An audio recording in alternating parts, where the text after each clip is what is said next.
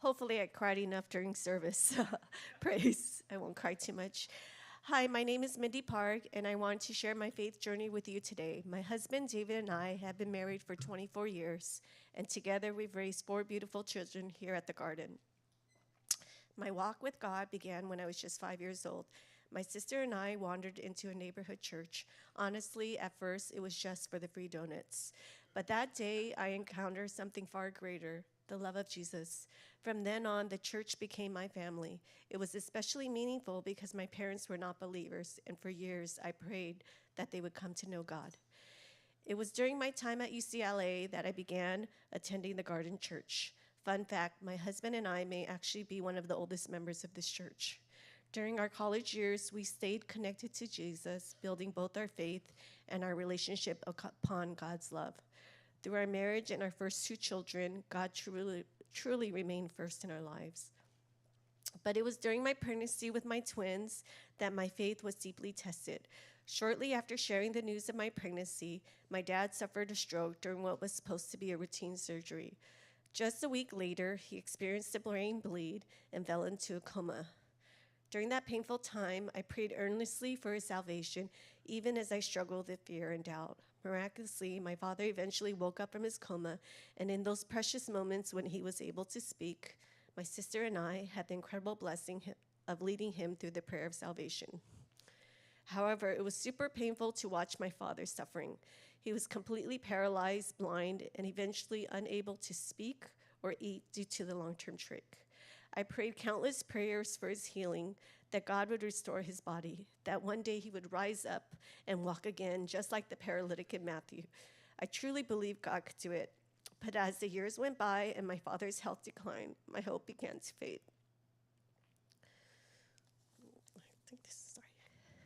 My prayers felt repetitive, unanswered, and I slowly grew disappointed with God. Eventually, after 6 years, my father passed away, and I was left with a heart that felt distant from the God I once trusted so completely.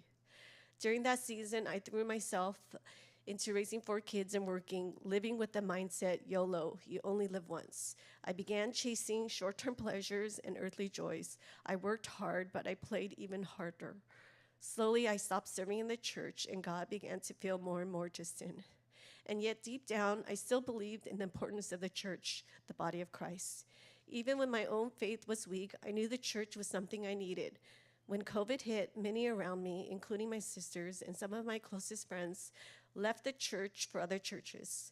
But David and I held on to the conviction that we had to remain faithful to the garden.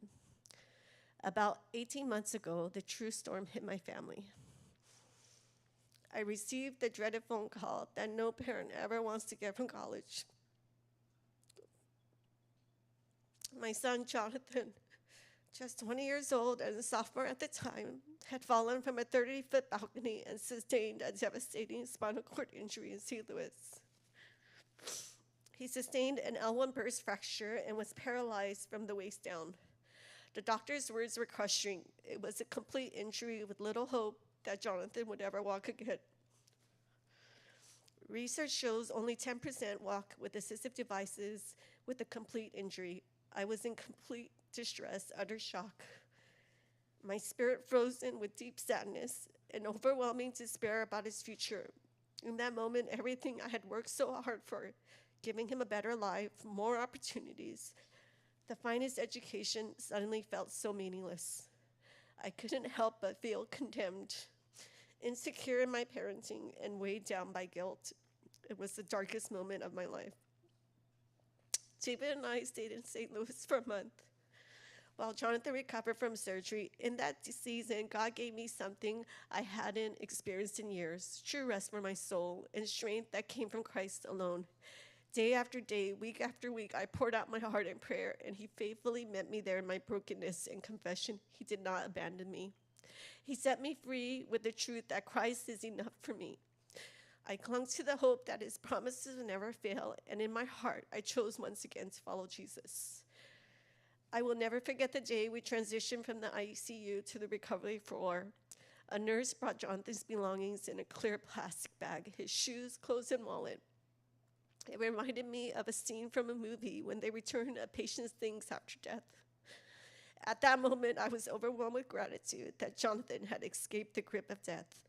My heart was full of joy knowing that my son had been preserved by God's mercy, and I felt a deep peace that his compassion was covering Jonathan's life. I was especially thankful that even though Jonathan was paralyzed like my father, he could still eat and speak and think clearly. His brain was untouched. That became my comfort, even though he was bound to a wheelchair. I accepted that this might be my new lot in life to care for a disabled son long term, and I trusted Jesus would see me through this season as we returned to LA. But the very next day after returning home, I witnessed God's first miracle. Jonathan regained bowel control, a huge, unexpected breakthrough that filled us with hope.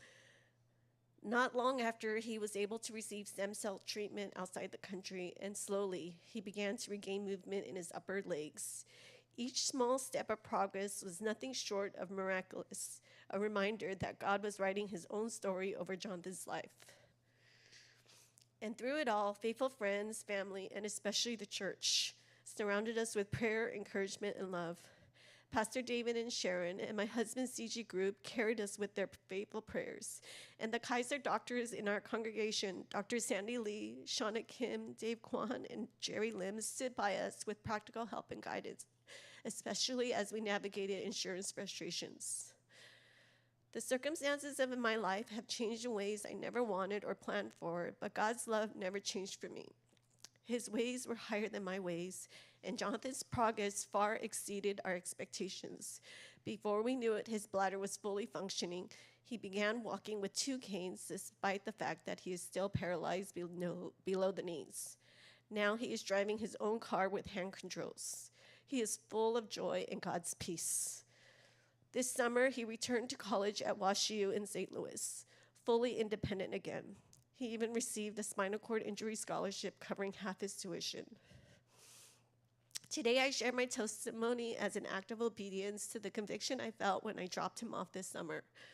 Jonathan had found a church a month before his accident, and I'm so grateful that he had a pastor and church community to return to. It is so important.